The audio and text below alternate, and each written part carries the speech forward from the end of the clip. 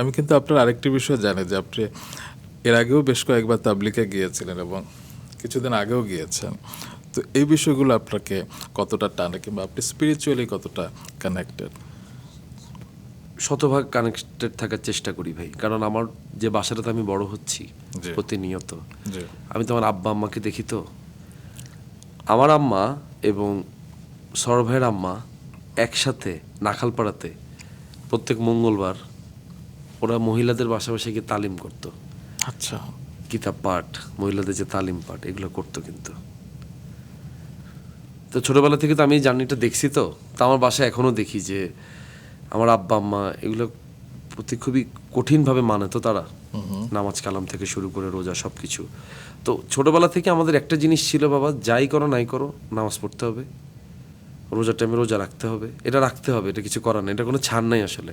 আব্বা আম্মার কাছে এটার কোনো ছাড় নেই, এখনও সেম তাই এখনও। তো আমি প্রথমবার তাবলিগে গেছিলাম কিন্তু আম্মার জোরাজুরিতে। আচ্ছা।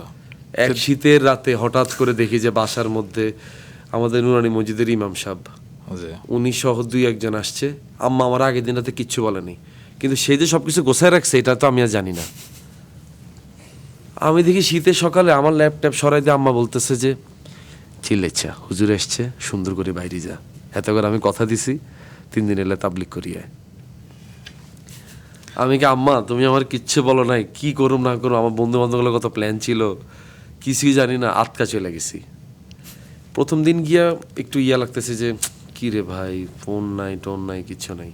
সেকেন্ড দিন গিয়ে ভালো লাগতেছিল, থার্ড দিন আরো ভালো লাগছে, আসার পর থেকে মিস করা শুরু করছি। এরপর মনে হচ্ছিল আবার কবে যেতে পারবো, আবার কবে যেতে পারবো। তো সুযোগ পাইলেই যাই, যখনই সুযোগ পাই, যখনই আল্লাহ কবুল করে তখনই যাই।